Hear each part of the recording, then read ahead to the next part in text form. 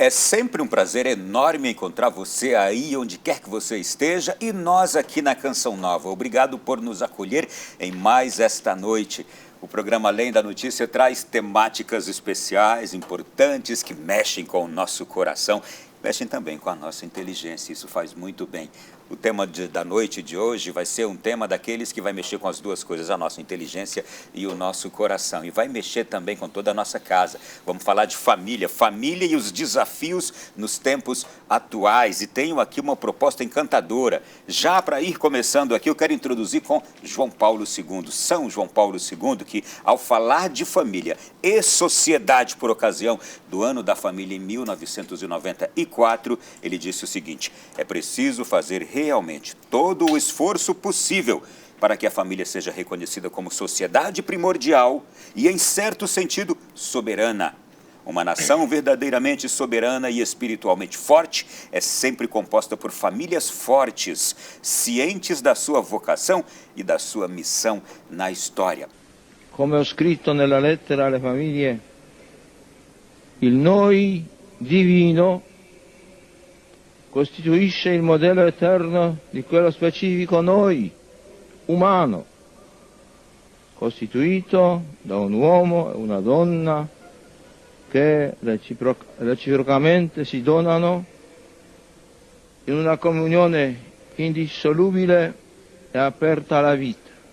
O programa de hoje recebe um convidado que é um especialista em questões de família e sociedade, políticas pró-família na sociedade. Recebo aqui um especialista em ciências do matrimônio e da família. Muito boa noite, Marcelo Couto. Prazer te receber aqui no nosso programa. Prazer todo meu estar aqui com vocês, Ronaldo, e poder falar um pouco sobre esse tema tão importante, tão decisivo para o futuro da nossa sociedade. Quem olha para você tão novinho assim não sabe do teu currículo. Olha, gente, especialista em ciências do matrimônio e da família pela Universidade Lateranense de Roma, mestre e doutor pelo programa de pós-graduação em família da Universidade Católica de Salvador, com estágio no Departamento de Sociologia da Universidade de Bolonha, na Itália. Atuou durante 10 anos como professor de Sociologia no ensino médio e nos cursos de graduação e pós-graduação da Universidade Católica de Salvador. Tem mais uma porção de coisas aqui. De 2019 a 2022, você foi diretor do Departamento de Formação, Desenvolvimento, Fortalecimento da Família na Secretaria Nacional da Família do Governo Federal. E agora, há mais de um ano, você está como secretário da Família, Cidadania e Segurança Alimentar da Prefeitura de Osasco. Mas o que te puxou por esse tema? Havia algo dentro de você que te atraiu para estudar e se tornar um especialista nessa temática? Já tinha uma preocupação muito grande com esses temas da vida social. E quando eu entendi, a partir dessa pesquisa que eu fiz em 2006, ali, financiado pela Fundação de Amparo à Pesquisa do Estado da Bahia, e eu vi o quanto que o funcionamento da família é um fator de promoção do desenvolvimento, sobretudo dos adolescentes, da elaboração de projeto de vida, da superação das situações de vulnerabilidade, eu entendi que eu precisaria me dedicar àquilo, porque ali para mim ficou claro, do ponto de vista científico, o que o Papa João Paulo II, que você citou aí, falava, né? O futuro da humanidade passa pela família. Né? Então, a partir daí, eu comecei a dedicar, de fato, a minha pesquisa para verificar empiricamente o quanto que essa frase tão densa de significado era verdadeira, e foi o que eu fiz em todas as minhas pesquisas e tive a oportunidade, tenho hoje, de fazer na minha atuação profissional como gestor público. Quando você iniciou essa formação acadêmica, já era casado? Não. Gente, ele tem 6 filhos. Então a temática te pegou tão bem que depois você quis pôr na prática.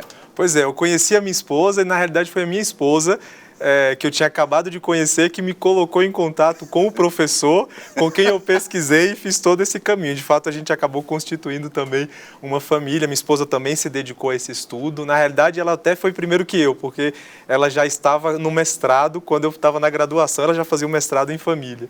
Mas, de fato, daí a gente construiu uma família, e uma família muito bonita, né, que nós hoje temos a graça de fazer crescê-la, né? São 6 crianças conosco e uma criança no céu. Então, gostar de família, dessa temática, é coisa de família, da família toda. Sim. Ô Marcelo, agora eu estava aqui questionado com uma coisa. Ciências do matrimônio e da família, você fez mestrado, pós-doutorado nessa questão. Não é uma disciplina fácil de ser encontrada nas universidades, né?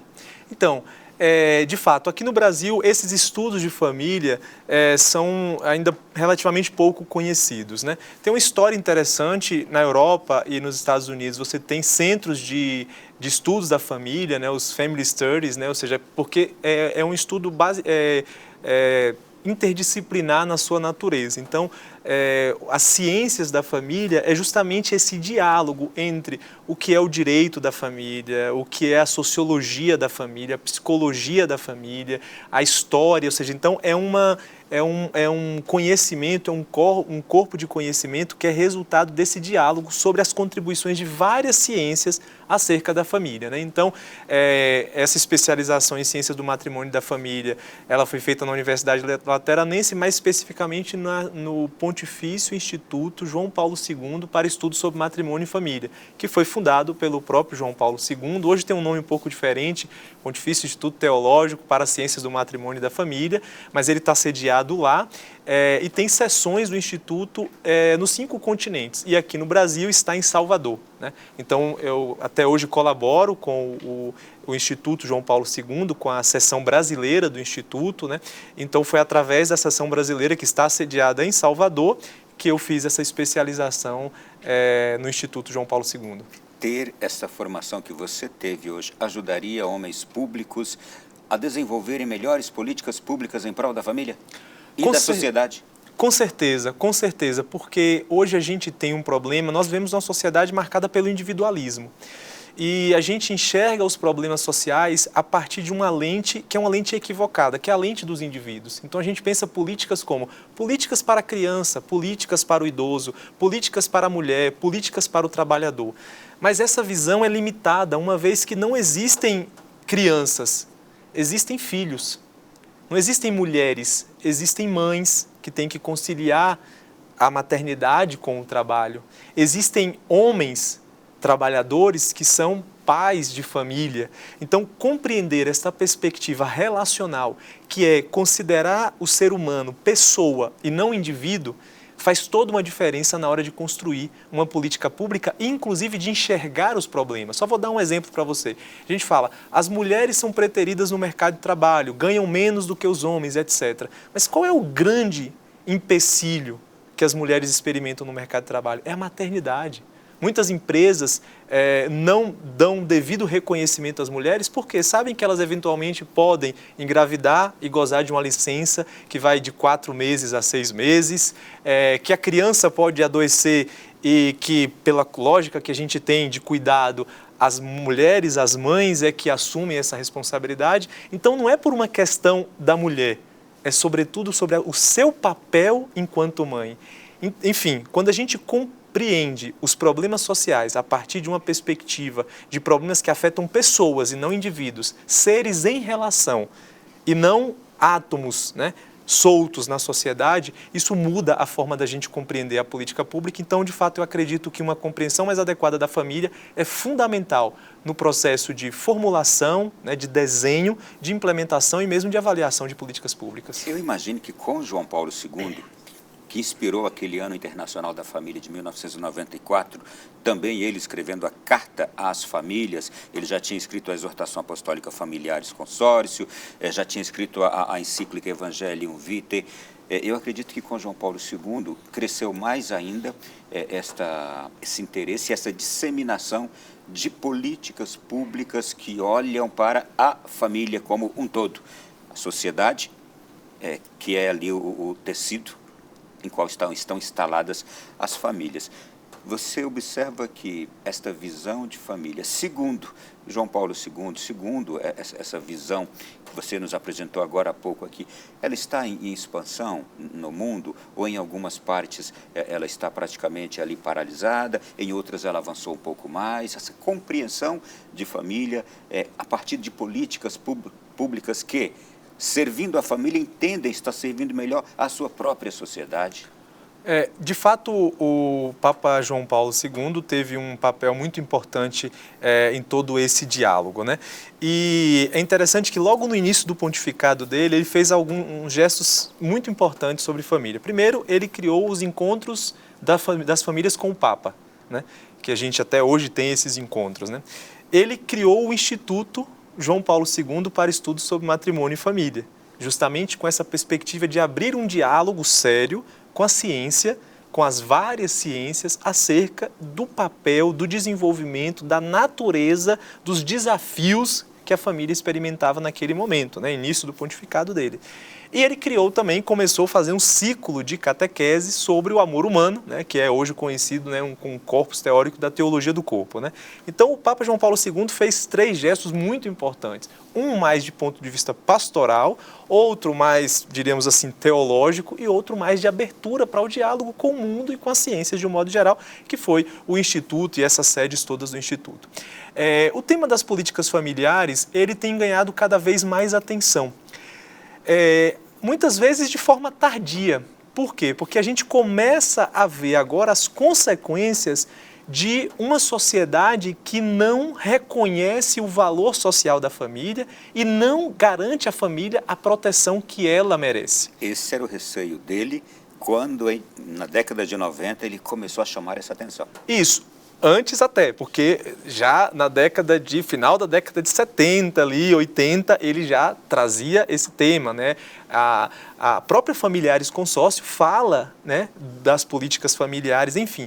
Mas o Papa foi profético nesse sentido, ele viu os sinais dos tempos, ele soube ler os sinais dos tempos ali, mas hoje muitos países se preocupam com isso. Mas por que eles se preocupam? Porque eles já experimentam as consequências. Então, por exemplo, muitos países na Europa, mas não só na Europa, o Japão, a Coreia do Sul, começam a investir em políticas familiares. Por quê? Porque eles veem uma situação de queda absurda da taxa de natalidade, uma incapacidade de repor a própria população. A própria China começa a fazer políticas familiares. Olha que coisa curiosa, né?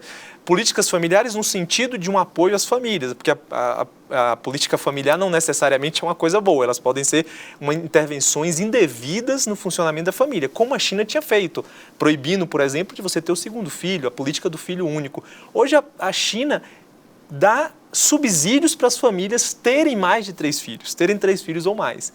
Por quê? Porque já viram que uma sociedade sem crianças não tem futuro, né? Sem famílias. Então, hoje há um investimento, mas o receio que muitos estudiosos têm é que talvez, em muitos casos, já seja tarde demais para você reverter esse quadro. O alerta de João Paulo II está sendo ouvido agora tardiamente e se toma decisões agora é por desespero. Sim, e as decisões são tomadas porque tem um contexto de consolidação da cultura que você não consegue reverter com facilidade. Então, é um grande desafio, mas então é um tema que tem sido tratado com mais seriedade. Eu acho que o Brasil ainda precisa avançar muito nisso. A gente ainda tem uma mentalidade, a gente não se deu conta do que significa essa transição demográfica que nós estamos vivendo. Hoje o Brasil já não tem nascimentos suficientes para manter a população. Nós não estamos falando mais nem de crescimento populacional, nós estamos falando de reposição, ou seja, de você ter crianças jovens para repor aqueles que vão envelhecendo, né? Então, o fenômeno do envelhecimento da população, a demanda que isso traz em termos de cuidado, né? Porque a população está vivendo mais, mas essa população que vive mais precisa de cuidado e precisa também de alguém que esteja produzindo e cuidando, né? Enfim, é um grande desafio, a gente ainda não está muito atento a isso, mas muitos países já começam a fazer políticas públicas, fazem tentativas. Para você ter uma ideia, uma curiosidade, né? O Japão chegou a criar uma espécie de aplicativo de encontros amorosos público, uma espécie de um Tinder do Estado, para favorecer o encontro e a relação afetiva entre as pessoas, dado o nível de individualismo e solidão que as pessoas vivem e, consequentemente, a não formação de famílias, né? Eu acho que você conhece muitos outros exemplos de nações que estão dando um salário extra, um bom apoio financeiro para os casais terem filhos hoje, né? Sim, na Europa, muitos países, né? A Europa vive 2 experiências diferentes nesse aspecto. Umas tentam resolver o problema com a imigração. Então, assim, porque o fato é que as nações precisam o quê? Precisam de mão de obra, precisam de pessoas para trabalhar e de mercado consumidor. Porque a economia depende disso, de produzir e de consumir. Então, algumas nações fazem isso como? Se abrindo para a imigração. Mas outras nações sabem, conscientes de que isso tem um impacto cultural, porque Se você faz isso, daqui a algumas décadas, a sua cultura vai ser outra, porque vai ser a cultura daqueles que estão chegando, né? Então, algumas nações que resistem um pouco a isso fazem o quê? Fazem políticas de incentivo, de cuidado, de isenção de impostos, né? Na Hungria, por exemplo, depois do terceiro filho, você não paga mais imposto de renda, né? Por quê? Qual é a lógica da sociedade? Você dá uma contribuição para a sociedade, você presta um serviço para a sociedade, que é o quê? Gerar filhos e educá-los, e cuidar deles e fazê-los crescer para serem futuros, né, cidadãos que vão produzir, que vão consumir, que vão pagar tributos. Então a nação entende que isentar essa família de tributos agora é uma forma. Ou também serviços de cuidado, garantia de vagas em creche para que as mães possam trabalhar e ao mesmo tempo ter os filhos, flexibilidade de horário, licenças, ou seja, é um corpus de políticas que vão em campos diferentes, mas todos focados em prestar um apoio à família, né? Por quê? Porque a gente já viu na história que a família não pode ser, nenhuma instituição ou esfera social pode substituir a família. A família precisa de ser subsidiada, né? A doutrina social da Igreja recorda esse princípio da filosofia política, né? Que a sua retomada moderna foi dada pela doutrina social da Igreja, que é o princípio da subsidiariedade. Então, a família não pode ser substituída, mas ela deve ser subsidiada, deve ser apoiada, né? Então, as nações começam a pensar nisso. As famílias precisam de condições para crescer, precisam de recursos, precisam de capacidades, conhecimento, precisam de tempo, porque os pais e as mães de família precisam de tempo para fazer os seus filhos crescerem, né? Isso tudo tem que ser pensado. Um exemplo da Coreia, por exemplo, a Coreia do Sul. Mesmo com os incentivos do Estado, as mulheres continuam não querendo ter filhos. Por quê? Porque são jornadas de trabalho muito longas. Então, o que ela pensa? Eu vou gerar um filho para quê? Porque eu não vou ter tempo para ficar com esse filho. Por mais que eu tenha incentivos econômicos para isso, mas eu não vou ter tempo de cuidar dele. Aquilo que João Paulo II chamava de cultura de morte avançou tanto: aborto, eutanásia, políticas de filho único, de redução da taxa de natalidade. Como é que se analisa esse conflito, essa relação conflituosa? Por um lado, a água começa a subir por causa das questões financeiras e do envelhecimento da população. Por outro, as políticas antinatalidade avançaram muito.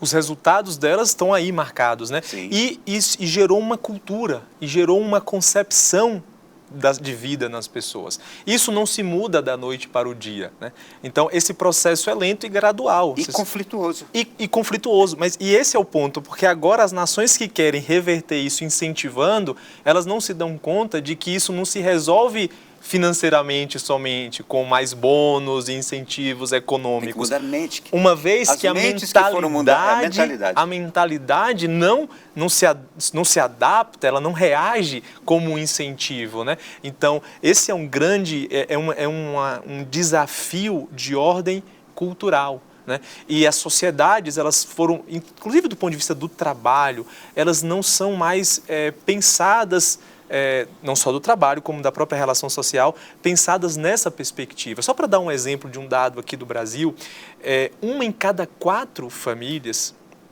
prestam serviços de cuidado sem nenhum apoio externo. Então, ou seja, eu cuido de uma pessoa, geralmente uma criança, eventualmente um idoso ou uma pessoa com deficiência, sem nenhum apoio externo. É muito difícil você fazer isso. A falta dessa rede de apoio pesa. E aí, qual é a alternativa que a gente tem? Qual é a alternativa que o mercado oferece? Você pode comprar esse serviço, mas mais de 80% não tem condições de comprar um serviço. Que serviço é esse? Um empregado doméstico ou empregada doméstica, uma creche, uma casa de repouso para um idoso.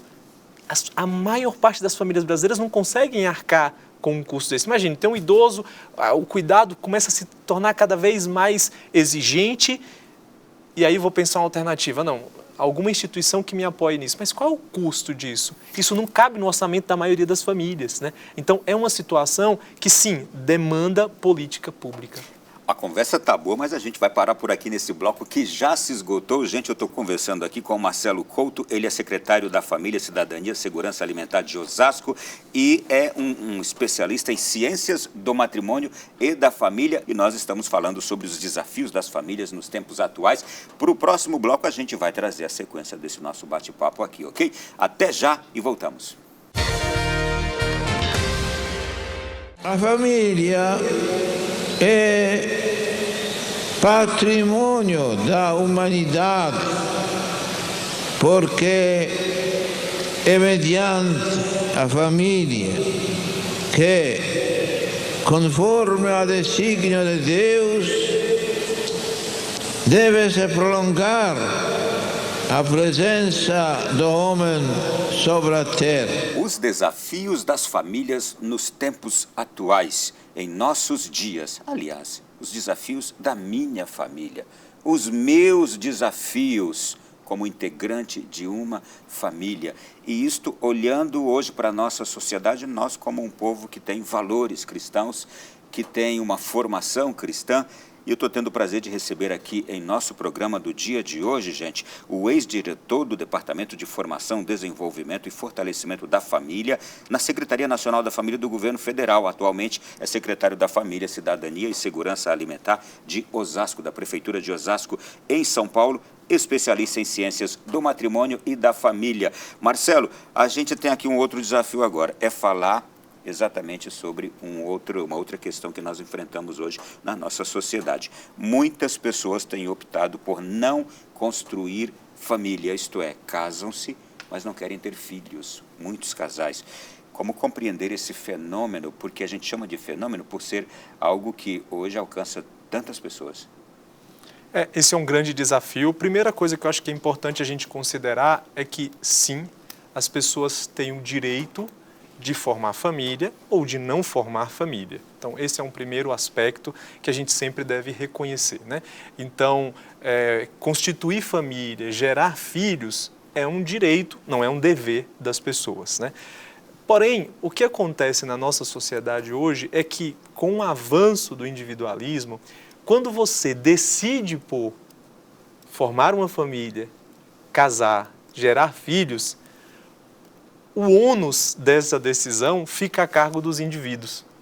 E esse é um grande desafio e aqui muitas pessoas são levadas a optarem por não constituir família, não se casarem, não ter filhos. E não é que elas não vivam essa dimensão do afeto, mas elas procuram viver numa relação que implique menos compromissos, menos responsabilidades. Então, qual é o grande desafio? Isso, por um lado, tem uma demanda cultural, né, uma concepção equivocada de liberdade, né, que difundiu-se na sociedade e que muitas vezes encara os vínculos como amarras, né, como prisão, né, e isso leva muitas pessoas a reverem, procurar, entre aspas, ter mais liberdade, por assim dizer. Mas o fato é que os estudos mostram que o desejo de constituir família continua vivo nas novas gerações. Porém, qual é o desafio? É como realizar esse desejo. Então, a dificuldade que a gente encontra hoje, que as novas gerações particularmente encontram, é uma ausência de um caminho. Existe a meta, mas parece que não tem o caminho. Por quê? Porque muitos jovens veem que a forma como seus pais constituíram já não é mais uma alternativa para eles. Sobre vários aspectos, vou te dar um exemplo. Penso do ponto de vista do trabalho. Dá o meu exemplo. Meu pai ficou mais de 35 anos no mesmo trabalho. Então eu nasci, cresci, saí de casa e meu pai trabalhava no mesmo lugar, desempenhando a mesma função.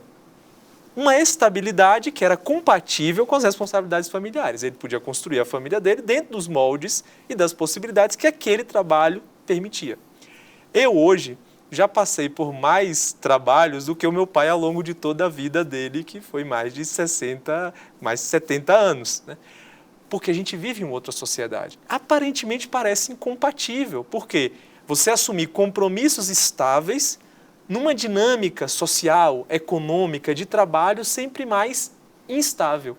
Então, por um lado tem um aspecto cultural do individualismo, de uma concepção equivocada de liberdade, mas, por outro lado, tem uma vida social que vai se organizando de um modo tal que parece não garantir o suporte, o apoio necessário para a constituição da família. A própria dinâmica, né? Então, eu cresci numa cidade, meus pais, a poucos quilômetros, os avós, por parte de mãe, a poucos quilômetros, a avó, parte de pai, tios, tias, ou seja, toda uma rede de apoio.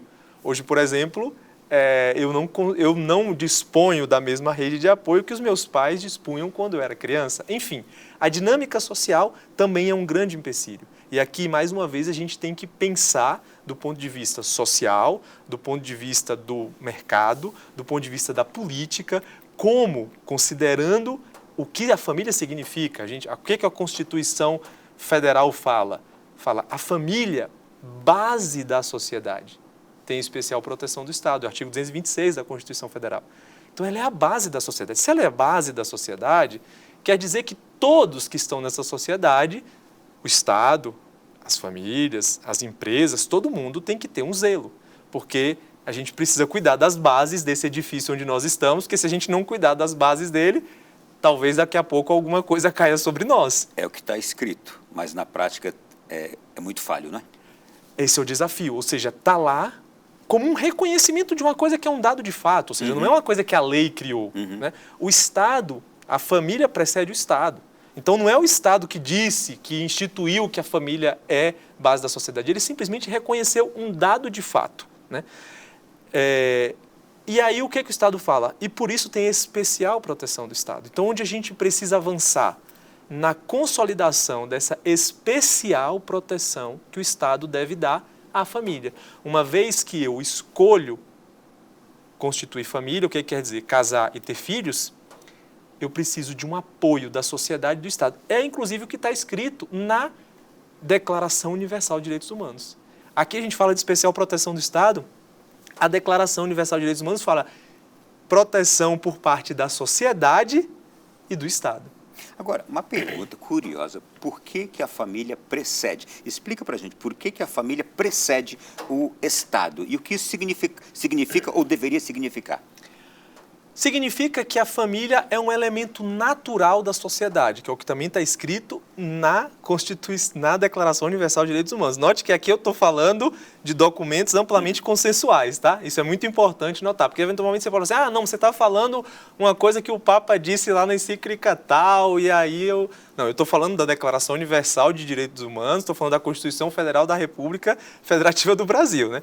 Então, ela é um elemento natural, porque a organização do Estado é uma construção que os indivíduos fazem e que esses indivíduos primeiro existem em família. Então, a família é um elemento natural sem o qual a sociedade nem existiria. O Estado não existiria. No Estado não existiria. Sim. Então, as pessoas, a condição de cada um é de ser membro de uma família. Eu posso até não constituir família, mas ter uma condição que eu não posso escolher. Eu posso escolher não ser pai. Eu posso escolher não me casar, mas eu não posso escolher não ser filho. A gente não tem essa escolha. Todos nós somos filhos, ou seja, então todos nós... A dimensão da filiação, que é um aspecto da vida familiar, assim como a aliança conjugal, assim como a consanguinidade, são 3 dimensões, 3 aspectos da família, né? Mas, sob o ponto de vista da filiação, todos nós somos família. Então, por isso, ela é um elemento natural e ela precede, porque antes de qualquer organização política, existem as famílias. Mas deixa eu voltar novamente à pergunta originária de todo esse nosso bloco aqui. Faz falta para um ser humano que resolve se casar com outro ser humano, faz falta a não constituição de filhos naquela sua família, não é? Porque a gente percebe o quanto o filho transforma ao ser humano para melhor. E todo ser humano que se tornou pai e mãe dá esse testemunho. O filho transformou a sua vida para melhor. Por mais que lhe tenha trazido também exigências voltras, mas transformou aquela pessoa para melhor em todos os sentidos. Casar e ter filhos é uma forma de realizar essa inclinação natural do ser humano, esse desejo do ser humano de ser de fazer da sua vida um dom para o bem do outro, né? E gerar um filho é um convite constante a viver essa dimensão da doação, que é uma dimensão que realiza o ser humano, ou seja, o ser humano se realiza. Mas que responsabilidade, que compromisso nós temos para constituir, consolidar uma rede de apoio, um sustento para aqueles que escolheram casar e ter filhos. Mas o que o Estado tem que fazer? Quais políticas públicas para favorecer essa constituição familiar, para favorecer esses casais que se casam não terem medo da paternidade, da maternidade e das seguranças que ele imagina serem necessárias para trazer um filho ao mundo? Por exemplo, que trabalho você teria para dizer para nós que lá na Prefeitura de Osasco é feito nesta direção também? Uma vez que as pessoas tomaram uma decisão privada, essa decisão privada tem repercussões públicas e gera um bem para a sociedade. A filósofa judia Hannah Arendt, ela tem uma frase muito bonita. Ela fala assim: uma criança que nasce é uma esperança para o mundo. Ela não diz é uma esperança para os seus pais, é uma esperança para o mundo. Porque o crescimento e desenvolvimento daquela criança é um bem para a sociedade. Então, a sociedade tem uma responsabilidade. A gente tem uma mentalidade, né? O ditado, às vezes, é difícil, mas a gente fala assim, quem pariu Mateus que balance, né? Tem outros que falam assim, quem pariu e bateu que balance, né? Como se, problema seu, cuida, te vira que o filho é teu. É uma expressão de uma mentalidade individualista. Não, olha assim, quem pariu Mateus precisa de apoio da sociedade para que Mateus cresça. E tem o protagonismo, o direito e o dever gravíssimo de garantir, com as suas condições, a educação dessa criança. Mas precisa desse apoio. Então, o que a política, como que a política tem que entrar? E é a lógica da subsidiariedade. Da pessoa, à família, aos corpos intermediários, à família estendida, ao bairro, à comunidade, ao município, ao Estado, a União e a comunidade das nações. Ou seja, são círculos, a subsidiariedade pensa isso. Então, ou seja, todos esses grupos têm uma responsabilidade que deve ser assumida.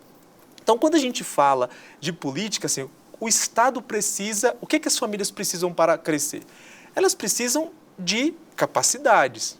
Então, um pai e uma mãe precisam ter capacidade para cuidar do seu filho. E, às vezes, como que vem essa capacidade? Vem dos próprios pais, que ficam ali naqueles primeiros dias, quando a criança nasce, ajudar a dar um banho e etc. Por quê? Porque vê que os filhos não têm aquela capacidade, aquele treino, aquela habilidade, aquela competência.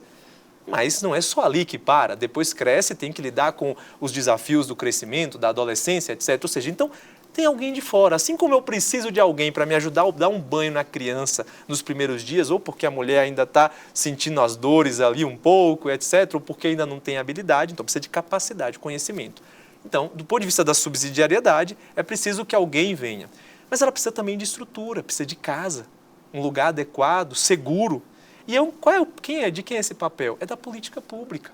Então, por exemplo, uma família pode prover a sua casa, mas ela não pode prover a segurança dos seus membros. Isso cabe à política pública. Então, ou seja, o Estado tem que garantir segurança, mas não é a segurança dos indivíduos, é a segurança do domicílio, das casas, onde as crianças crescem. E elas não podem estar submetidas à violência.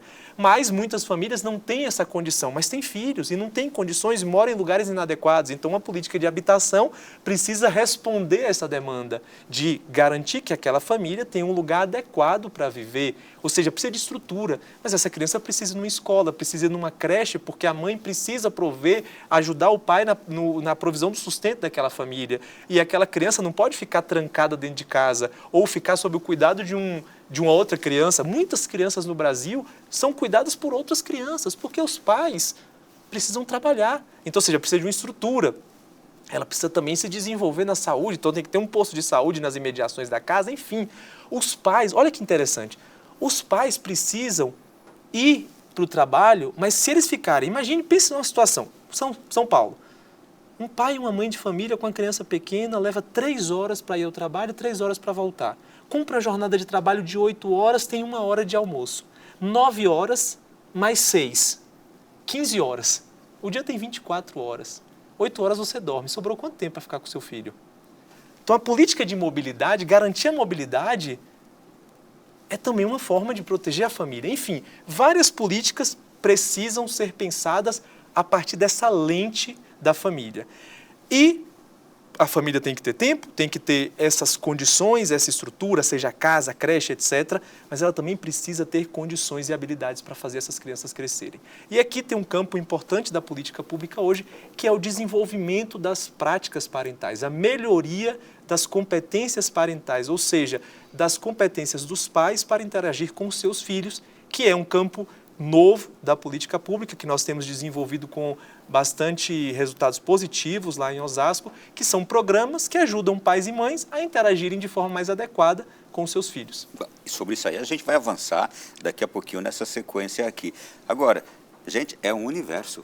Eu estava te escutando aqui agora e imaginando o seguinte, quando a gente escuta os discursos políticos, às vésperas das eleições, de que tem que melhorar isso, melhorar aquilo outro, na cidade ou no estado ou no país, então a gente entende que não é um favor que o cidadão pede aos políticos, mas é um direito realmente, um dever da política para com este cidadão. Gente, nós vamos para o intervalo agora. No próximo bloco a gente vai continuar então falando nesse último aspecto que você tocou agora, políticas de fortalecimento da família e melhoria das habilidades parentais. Intervalo e voltamos já.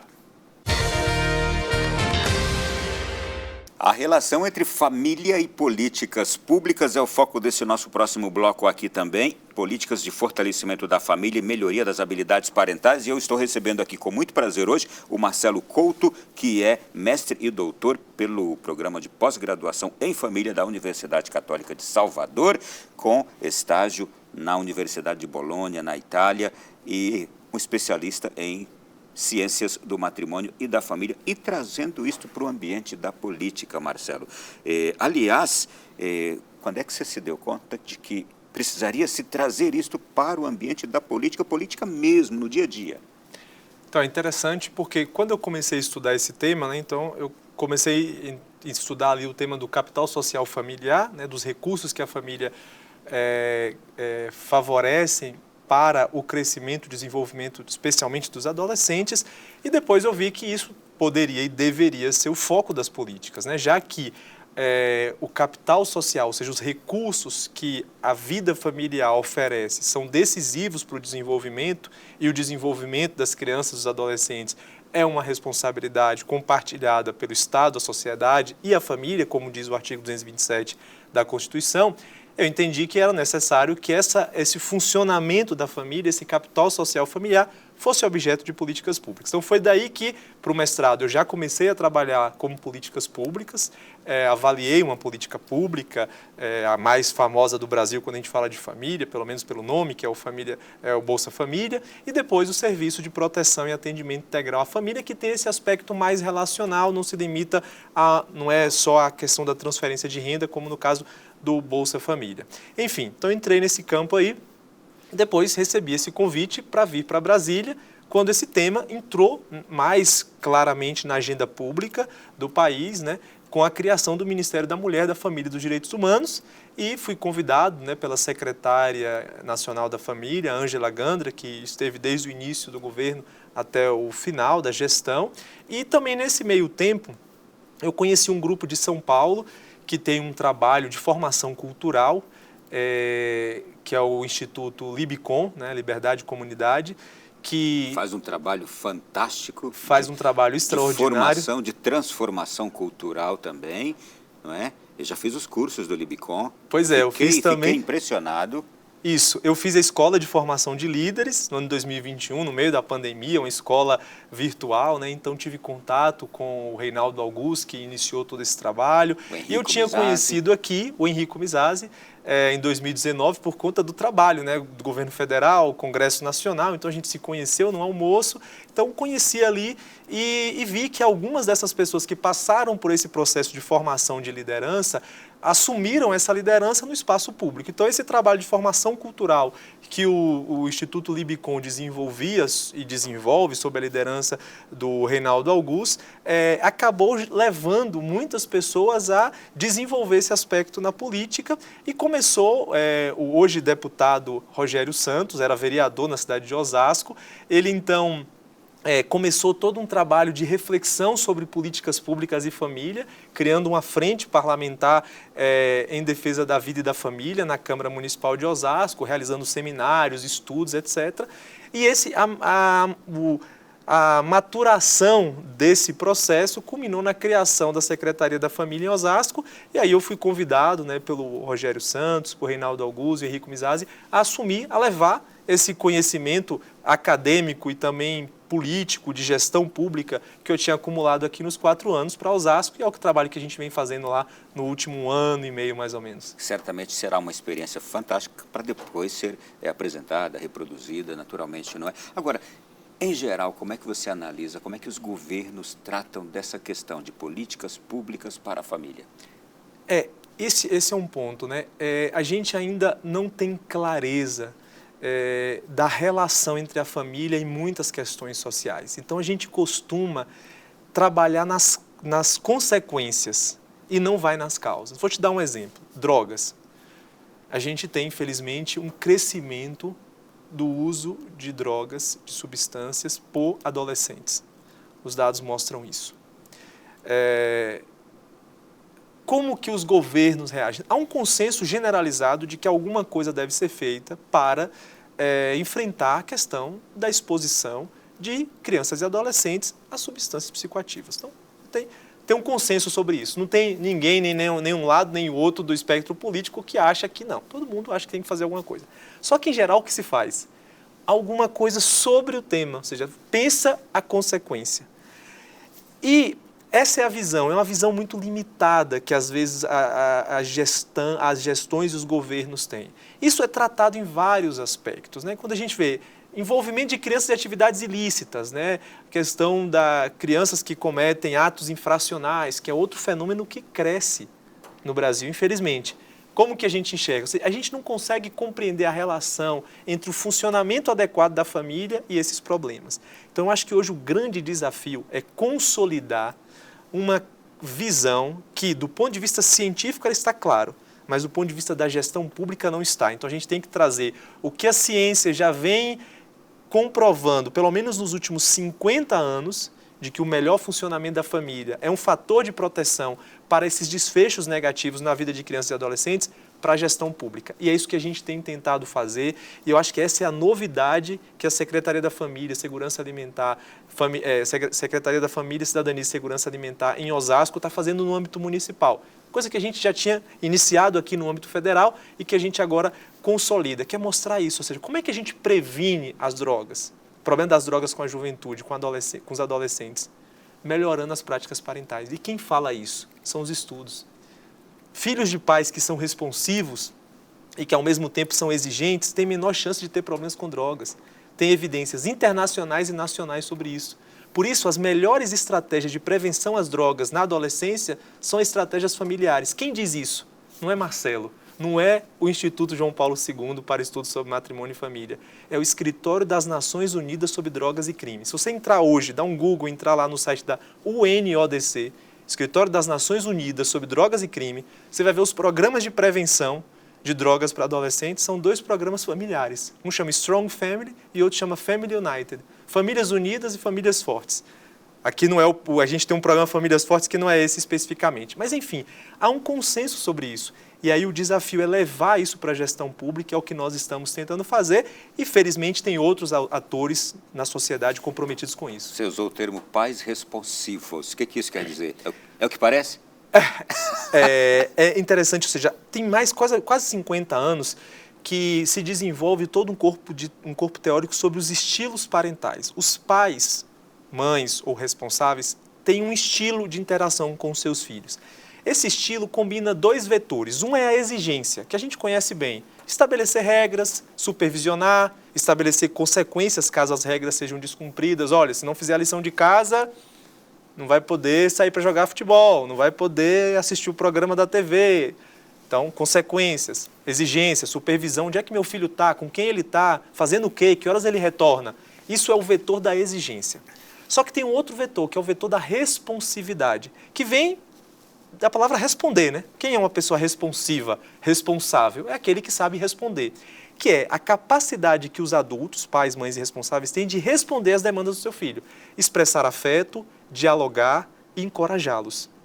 Quando os pais são suficientemente responsivos, ou seja, encorajam seus filhos, valorizam eles, escutam os filhos, escutar os filhos, precisa de tempo, né? Apoiar os filhos nas suas dificuldades.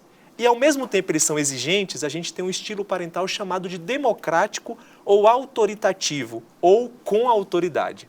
O que os estudos mostram? Que filhos de pais com autoridade, democráticos ou autoritativos, são aqueles que têm os melhores desfechos. São os jovens que têm menos problemas com drogas, que concluem os seus estudos, que não se envolvem em atividades ilícitas, etc. É uma tendência menor, não é uma regra, não é causa e efeito, é um fator de risco ou um fator de proteção. Então, o que os estudos mostram? A parentalidade autoritativa, ou seja, bastante exigência e bastante responsividade, é um fator de proteção contra problemas, desfechos ruins na vida dos adolescentes. Quando os pais são pouco responsivos e pouco exigentes, a gente tem uma parentalidade negligente. É a pior situação para uma criança. A negligência é uma forma de violação de direitos humanos de crianças e adolescentes. E é a principal violação no Brasil hoje. Quase 40% das denúncias do Disque 100, que é aquele número que a gente pode ligar lá para denunciar uma violação de direitos humanos, é contra crianças e são denúncias de negligência. Só para você ter uma ideia, um estudo feito no Brasil mostrou que filhos de pais negligentes têm o dobro de chance de terem iniciado a vida sexual aos 13 anos. O que no Brasil, inclusive, é contra a lei. Agora imagine o impacto disso em infecções sexualmente transmissíveis, gravidez na adolescência e todas as repercussões. Você falou, você citou a questão do aborto. Então a negligência é um fator de risco para a gravidez na adolescência e iniciação sexual precoce. Como é que a gente enfrenta isso? A gente enfrenta isso ajudando os pais a não serem negligentes, desenvolvendo competências parentais, fortalecendo o vínculo familiar, fazendo com que pais que são negligentes se tornem pais com autoridade. Agora, esse tipo de política para ajudar, assim, essas famílias, esses pais, não é fácil de implementar, né? É um desafio, mas é a forma mais barata de enfrentar essa situação. Dá exemplo lá do que você está fazendo lá em Osasco. Então, em Osasco, eu tenho um compromisso grande, Ronaldo, com trabalhar, com fazer política pública baseada em evidência. Então, aqui a gente fazia isso aqui em Brasília e lá a gente faz também. Existem hoje diversos programas de desenvolvimento de competências parentais baseado em evidências e com estudos de efetividade que comprovam a eficácia e efetividade dos programas. Então, o que eu fiz lá? Eu escolhi 2 desses programas, os melhores que estão à nossa disposição, com os melhores resultados. Um para a primeira infância, que é o programa ACT, para educar crianças em ambientes seguros, que é um programa para fortalecer vínculos familiares e melhorar as práticas parentais em pais, mães ou responsáveis por crianças de 0 até 8 anos. E implementamos também o programa Famílias Fortes, né, que é uma versão brasileira de um programa que foi inicialmente desenvolvido nos Estados Unidos, depois teve uma versão na Inglaterra, que é o Strengthening Families Program, programa de fortalecimento da família, né, fortalecendo famílias, alguma coisa desse tipo, o original. Aqui ficou o nome Famílias Fortes, que é um programa para melhorar os vínculos familiares e as práticas parentais em famílias com filhos de 10 a 14 anos. Então hoje nós implementamos nas escolas, em algumas organizações da sociedade civil do município de Osasco. Escolas são aproximadamente 28 escolas. Esses 2 programas. Então, na primeira infância e na transição para a adolescência. E qual é o resultado desses programas? Você diminui violência contra a criança, diminui a negligência, melhora a comunicação dos pais com os filhos. Isso produz resultados em vários campos, em vários desfechos. Foi feito um estudo de efetividade do Famílias Fortes aqui no Brasil, só para você ter uma ideia, inclusive financiado pelo governo federal, tive a honra de, enquanto estava aqui, acompanhar essa pesquisa, foi desenvolvida pelo Departamento de Medicina Preventiva da Unifesp, quem conduziu essa avaliação. Em 12 municípios, quase 900 famílias acompanhadas, padrão ouro da pesquisa científica. Metade das famílias receberam um programa, metade não recebeu nada, e elas foram acompanhadas ao longo de 2 anos para a gente comparar como cada uma se desenvolveu. Qual é o resultado que a gente teve? As famílias que receberam um programa, houve uma redução de 60% no comportamento negligente dos pais. Lembra aquele dado que eu falei? Sim. Filhos de pais negligentes têm o dobro de chance de terem iniciado a vida sexual de forma precoce e desprotegida aos 13 anos. A gente reduziu 60% o comportamento negligente. A gente está trabalhando sobre o quê? O programa é um programa de prevenção da gravidez? Não. É um programa de melhoria da parentalidade. Mas ele reduz a negligência e ele atua indiretamente na causa da iniciação sexual precoce da gravidez na adolescência. É isso que a gente está fazendo e precisa expandir e precisa levar a mais municípios. Isso é recomendado, esse programa ACT para educar crianças em ambientes seguros é recomendado pela Organização Mundial da Saúde, é recomendado por um manual chamado Inspire, que são 7 estratégias para erradicar a violência contra a criança. O Famílias Fortes também é o programa mais difundido e bem avaliado de melhoria das práticas parentais e prevenção de uso de drogas com base na família, aplicado em mais de 25 países, é o que a gente está levando lá. É difícil fazer, mas é a forma mais barata de enfrentar. Você está aqui em Brasília, neste dia em que estamos gravando este programa, porque você tem no dia seguinte aqui em Brasília um compromisso de transmitir essa experiência aqui no Congresso Nacional, não é? O Congresso Nacional, a legislação brasileira tem avançado nesse aspecto. Hoje a gente tem uma lei que institui a parentalidade positiva como estratégia de prevenção da violência contra crianças. Então a gente já começa a falar da prevenção, ainda está na lei. A gente precisa transformar isso em política pública. Então o que eu vim aqui fazer? Mostrar que em Osasco a parentalidade já é política pública, não é só um dispositivo na lei, porque o dispositivo na lei pode ficar só ali. Agora, quando as pessoas concretamente recebem é outra coisa. Então, o que eu vim aqui foi relatar nesse seminário, que é um seminário comemorativo dos 30 anos do Ano Internacional da Família, instituído em 94, e o tema é parentalidade e cuidado, então eu vou relatar a experiência bem-sucedida de Osasco de implementação de programas de parentalidade baseados em evidências. Eu desejo muito que, nesse instante, candidatos a vereadores, candidatos a prefeitos no Brasil inteirinho estejam nos vendo e ouvindo esse relato que você acaba de nos fazer aqui, porque eles podem muito bem pegar essa experiência tem sido feita lá em Osasco e levar para os seus municípios. Imagina o resultado em todo o Brasil se isso aplicado em nossos municípios, né? Olha que interessante, um instituto internacional que trata tema exclusivo da droga, ele fala uma coisa muito interessante. Um real que você investe em prevenção, você economiza 10 no tratamento daquele problema. R$1 que você investe num programa, por exemplo, programa Famílias Fortes, programa de prevenção às drogas na adolescência. R$1 que você investe nesse programa, você economiza 10 no tratamento de problemas relacionados ao uso de drogas entre adolescentes.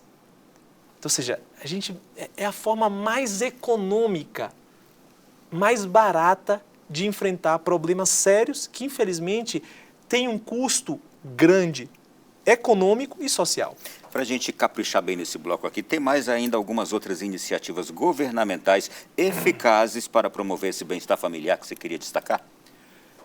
Eu destacaria, além dos programas de parentalidade, também a necessidade de promover práticas de conciliação entre trabalho e família, que são fundamentais, porque, como eu falei, as famílias também precisam de tempo para cuidar, né? E gerar incentivos para isso. Então, essas são formas importantes. E outra coisa que é muito importante é criar estruturas de apoio ao cuidado. Por quê?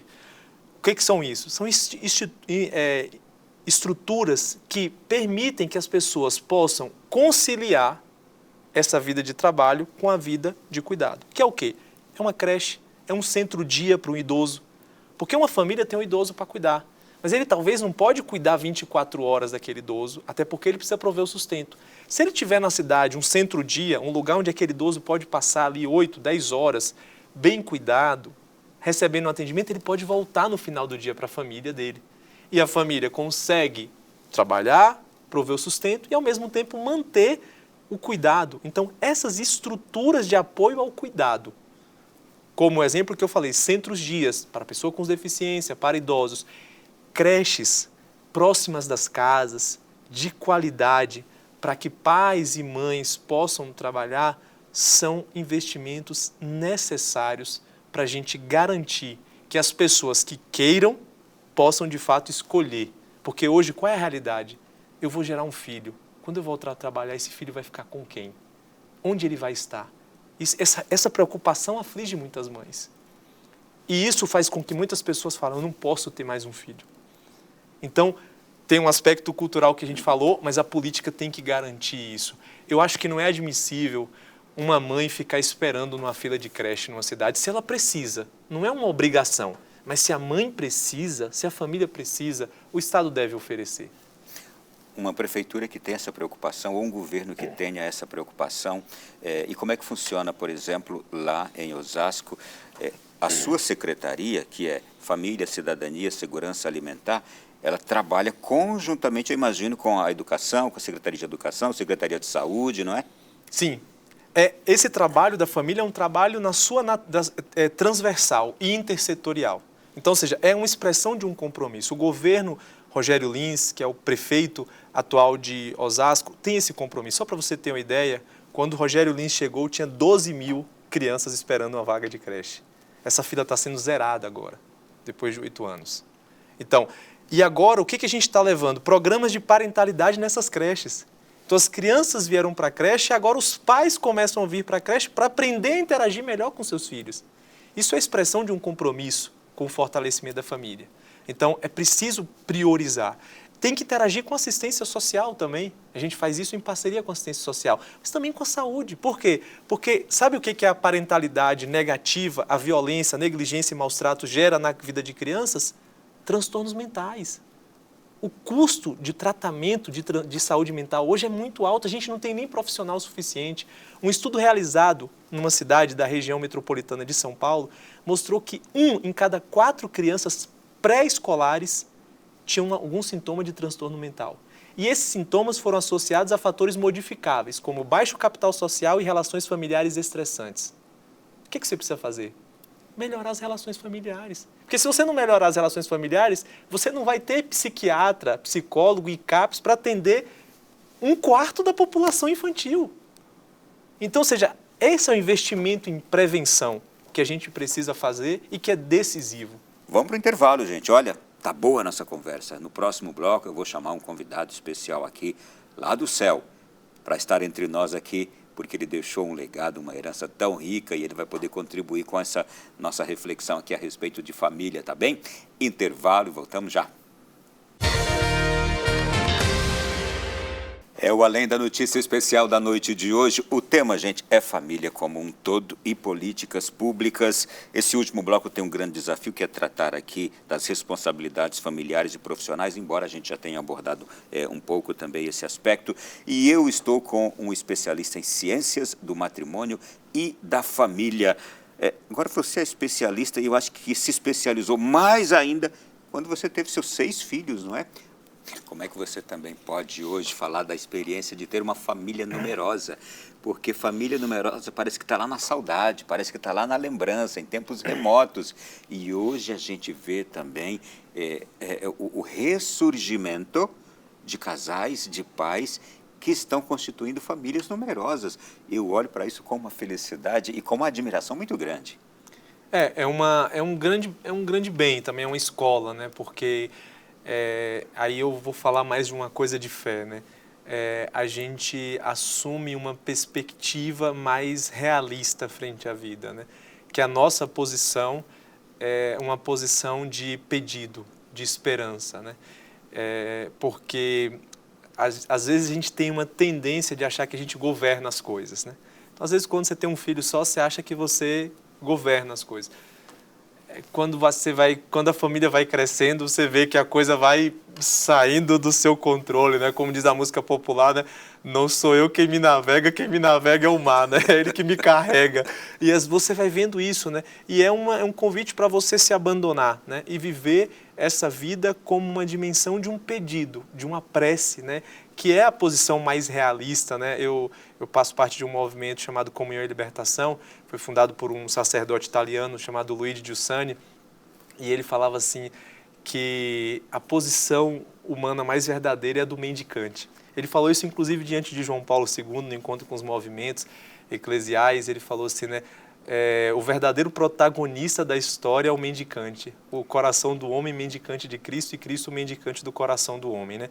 Então a família numerosa para mim tem sido essa escola, né?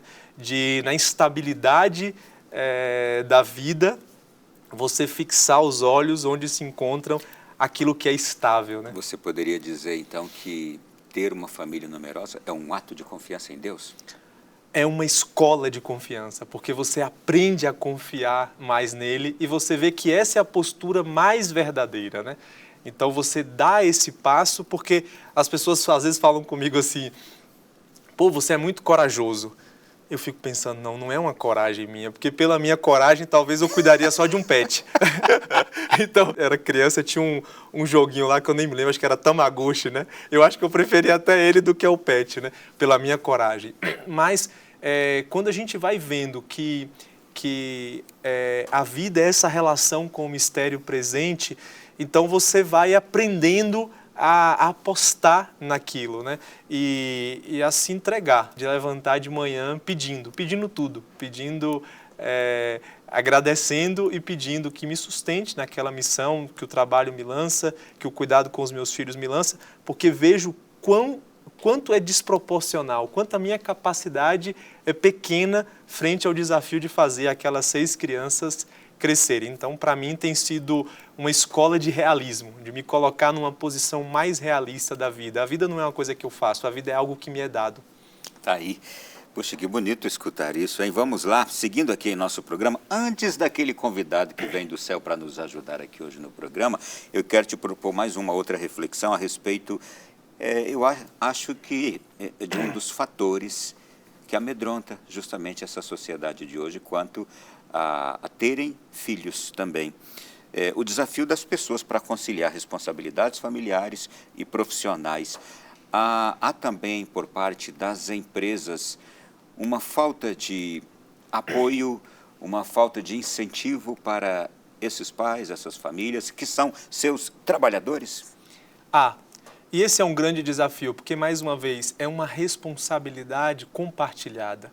Muitas vezes as empresas enxergam empregados, e aí tem que mudar a visão do individualismo para o personalismo, do individual para o pessoal. Não, eu não tenho trabalhadores, eu tenho pais de família, mães de família, eu tenho filhos de um idoso que demanda cuidado. Quando a gente assume essa perspectiva, isso muda. Então, há uma necessidade de sensibilização e aqui é onde é que entra o Estado. O Estado tem que reconhecer e apoiar as empresas que fazem isso. Tem que dar um apoio, porque o Estado tem que ser subsidiário. É difícil tocar uma empresa hoje, a gente não pode subestimar o desafio que o empresário tem de fechar as contas no final do mês. Então o Estado e a sociedade como um todo deve subsidiar. Hoje a gente tem um problema no Brasil, a licença paternidade é de 5 dias corridos. Teve uma criança minha que nasceu na quinta-feira à noite, terça-feira eu estava no trabalho, porque quinta já contou, porque aquele dia, se ele nasceu 23h59, conta. Aí quinta, sexta, sábado, domingo, segunda, terça-feira você volta. Você mal conseguiu registrar a criança. Então, é preciso ampliar isso, tem toda uma discussão sobre isso, é um tema fundamental da política familiar. Graças a Deus se aliaram aí direita e esquerda no Congresso Nacional para levar adiante esse projeto da expansão da licença paternidade. É uma coisa fundamental. As empresas precisam implementar, mas precisa também do apoio do Estado, né? Então, ou seja, é preciso uma coordenação da sociedade, das empresas, do Estado, das próprias famílias, para fazer isso acontecer para o bem dos membros da família. Vamos seguir agora e eu quero chamar para a nossa conversa agora, diretamente do céu, São João Paulo II, com a riqueza de seus escritos, Exortação Apostólica Familiaris Consórcio, a Carta Encíclica Evangelium Vitae e a Carta às Famílias do Ano da Família de 1994, 30 anos agora a gente está celebrando. Primeiro de tudo, antes de eu entrar, eu vou te pedir agora respostas mais objetivas por causa do tempo, tá? Sim. Como João Paulo II enxergava a mulher na nossa sociedade atual, mundo do trabalho, mas também aquela mulher que tem papel insubstituível na família. Isso é muito importante, é uma contribuição muito significativa, né? O Papa mostrou e chamou a atenção para o fato de que não pode ser um espaço de conflito isso. A afirmação dos direitos da mulher no mercado de trabalho não pode ser acompanhada de um abandono da sua posição na família, né? Então, o Papa veio mostrar que a sociedade tem que compreender que é da mulher a maternidade e o seu papel na família. Isso não diminui a mulher, isso também não a impede. E a mulher não tem que abdicar da família para exercer a sua função no mundo do trabalho e na sociedade como um todo, né? João Paulo II era perito em humanidade, conhecido como Papa das Famílias. E foi o criador do Encontro Mundial das Famílias, como você já mencionou aqui também. Ele dizia: com efeito, a família é a primeira escola interna de trabalho para todos e cada um dos homens. O que isso quer dizer? Isso quer dizer que é ali que a gente aprende o verdadeiro significado do trabalho. Essa dimensão, inclusive, subjetiva, que ele até falou na Labora Exerce, né? Que o trabalho tem uma dimensão objetiva e uma dimensão subjetiva. A dimensão da construção do próprio eu, né? E a vida familiar mostra isso. Como que a gente se constrói no trabalho. Seja o trabalho de cuidar do filho, de cuidar da casa, de amparar alguém. E seja também aquela educação que o pai e a mãe dão ali para os filhos dentro de casa, na disciplina do trabalho pequeno que cada um pode dar ali, não é? Sim, claro. Por quê? Porque vem os pais trabalhando. Sim. E vem aquele trabalho como construção do mundo e como construção de si. As pessoas sendo geradas ali. Essa dimensão é fundamental. Ele dizia também: não esqueçais que a oração em família é garantia de unidade num estilo de vida coerente com a vontade de Deus. É isso outra coisa que a gente precisa recuperar, né? A sociedade hoje nos colocou muitas possibilidades, mas ao mesmo tempo nos dispersou muito. E a gente precisa recuperar essa dimensão de encontro com aquilo que é a nossa vida. Eu antes não existia, agora eu existo, logo eu sou feito. A consciência de que eu sou feito abre o meu coração para a oração. Isso é o dado de fato. Isso não é uma questão, não é uma questão de adesão a uma doutrina religiosa. Eu não existia, agora eu existo. Quer dizer que eu não me faço por mim mesmo. Alguém me faz. E se alguém me faz, a minha vida é relação com esse que me faz. E as famílias precisam reaprender a cultivar esse relacionamento, porque a oração é um relacionamento, um diálogo com aquele que me faz agora, não me fez lá no passado, porque agora eu sou feito. E não oferecer a Deus o tempo que me sobra, mas eu já separar, priorizar um tempo para a minha vida de oração em família e oferecê-la a Deus, não é? Viver essa atitude de oração também na família. Sim. Não oferecer o que me sobra, mas separar aquele tempo para Ele. Ele também dizia: a agradável recordação da vida de Jesus, José e Maria em Nazaré recorda-nos a beleza austera e simples e o caráter sagrado e inviolável da família cristã. Sermos família cristã nesse mundo contribui para esse mundo, né? E muito. Contribui porque é um aprendizado grande e é uma forma de viver os desafios. Porque é interessante, a gente vê às vezes as imagens da Sagrada Família, parece uma coisa assim, às vezes, angelical. Mas imagine o drama de Maria, de estar grávida, jovem, não estar casada, como isso vai acontecer? E José que tem que fugir com seu filho, né, para proteger a vida do filho e tem que deixar o seu trabalho, a sua comunidade, ir para outro lugar distante, sem uma rede de apoio. Ou seja, se a gente olha para isso, a gente pode aprender que também nós podemos enfrentar os desafios que a vida familiar nos coloca. Uma frase dramática, mas ao mesmo tempo forte e necessária de ouvirmos. O futuro da humanidade passa pela família. Porque não existe sociedade sem família. Porque a sociedade é, senão, o encontro das pessoas. E cada uma dessas pessoas, como eu falei, elas podem não querer casar. Elas podem não querer gerar filhos, mas elas não podem esquecer que elas são filhas e filhos. Então, ou seja, não há possibilidade de pensar um futuro para a humanidade sem a gente se dar conta de que nós participamos nesse mistério criador, que é o mistério de ser gerado e de também gerar. Gerar fisicamente, mas também gerar humanamente, gerar culturalmente a nossa sociedade a partir das pessoas, porque o mundo não se muda abstratamente, se muda a partir de cada casa, a partir de cada pessoa. A família é a célula fundamental da sociedade e uma das principais vias de educação dos filhos. Com certeza. Ou seja, se